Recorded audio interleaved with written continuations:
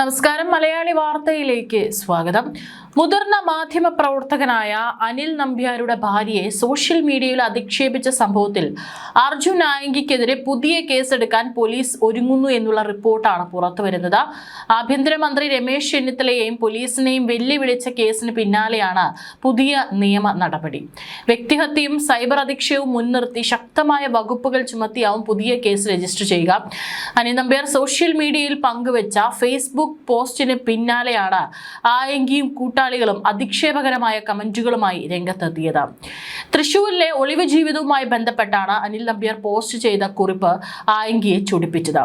പോലീസിലെ ചില ആളുകളുടെ സഹായത്തോടെയാണ് ആയങ്കി തൃശൂർ നഗരത്തിലൂടെ മിന്നി മറഞ്ഞതെന്നും ഒരു വെടിവെപ്പിനുള്ള സ്റ്റാൻഡേർഡ് പോലും ഇല്ലാത്ത ചീള് പയലാണ് ഇയാളെന്നുമായിരുന്നു അനിൽ നമ്പ്യാരുടെ വിമർശനം.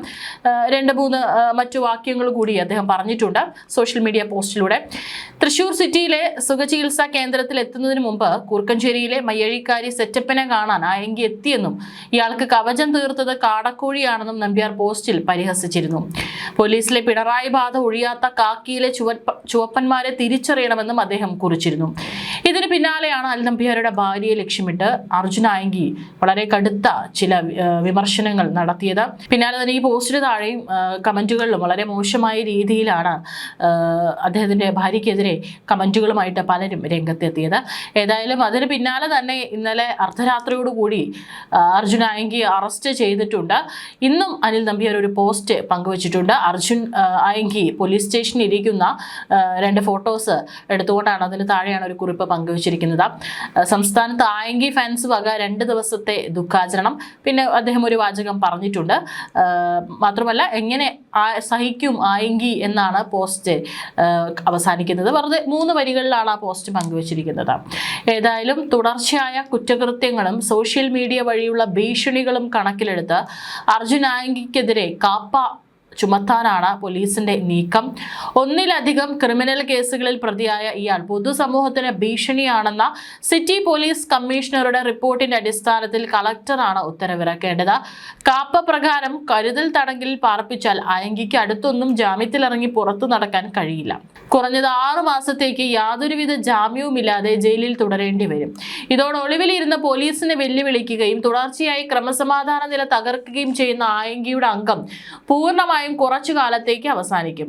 അർജുനെതിരെ 23 കേസുകളുണ്ട്. അതിനാൽ കാപ്പ ചുമത്താൻ അതിവേഗം കഴിയും. ആഭ്യന്തരമന്ത്രി രമേശ് ചെന്നിത്തലയും സിസ്റ്റത്തിനെയും വെല്ലുവിളിച്ച കേസിലാണ് ഇപ്പോൾ കണ്ണൂരിൽ വെച്ച് ആയങ്കിയുടെ ആദ്യ അറസ്റ്റ് രേഖപ്പെടുത്തിയിരിക്കുന്നത്. സുപ്രീം കോടതിയിൽ ഹർജി നൽകി നിയമപരമായ സംരക്ഷണം നേടുന്നതിന് തൊട്ടു മുമ്പാണ് ആഭ്യന്തരമന്ത്രി രമേശ് ചെന്നിത്തലയുടെ മേൽനോട്ടത്തിൽ പോലീസ് ഈ നിർണായക ഓപ്പറേഷൻ പൂർത്തിയാക്കിയത്. തനിക്കെതിരെ 1-ലധികം കേസുകൾ നിലനിൽക്കുന്ന സാഹചര്യത്തിൽ തിങ്കളാഴ്ച തന്നെ ഡൽഹിയിൽ സുപ്രീം കോടതി മുഖേന മുൻകൂർ ജാമ്യ ഹർജി സമർപ്പിക്കാനായിരുന്നു ആയങ്കിയും സംഘവും പദ്ധതിയിട്ടിരുന്നത്.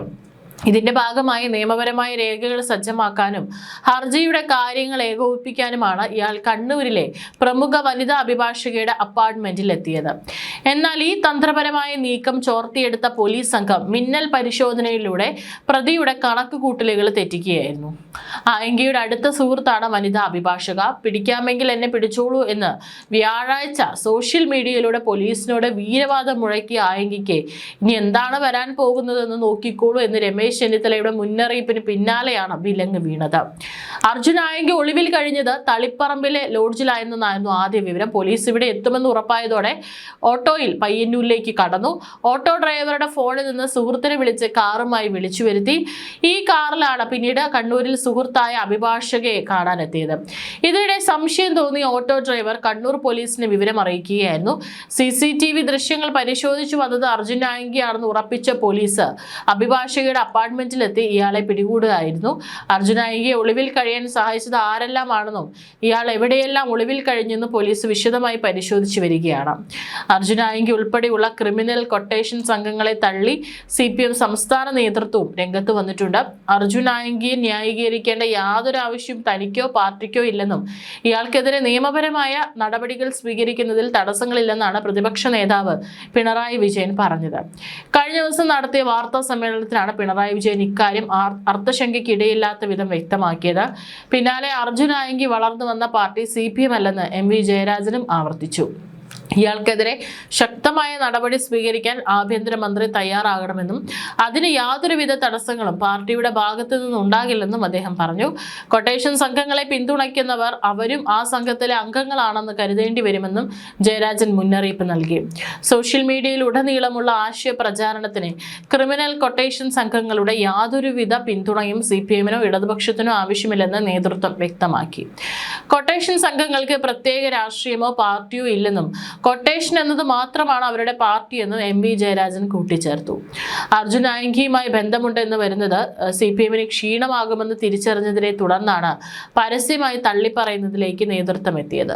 നിരവധി ക്രിമിനൽ കേസുകളിൽ പ്രതിയായ ആളിന് പാർട്ടി ബന്ധമുണ്ടെന്ന് വരുന്നത് തിരിച്ചടിയാകുമെന്ന് CPM ഭയക്കുന്നുണ്ട്.